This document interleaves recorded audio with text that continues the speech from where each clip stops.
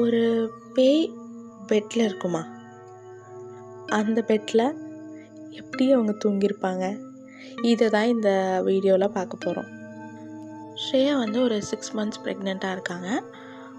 ஸ்ரேயாவோட husband ஒரு ஆக்சிடெண்ட்டில் இறந்து போயிடுறாங்க.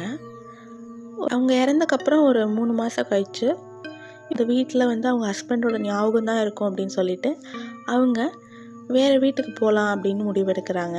அப்படி அவங்க வீடு தேடிட்டு இருக்கும்போது தான் அவங்க பக்கத்து ஏரியாவில் ஒரு வீடு இருக்குது, அது செமி ஃபர்னிஷ்டாக இருக்குது அப்படின்னு இவங்களுக்கு தெரிய வருது.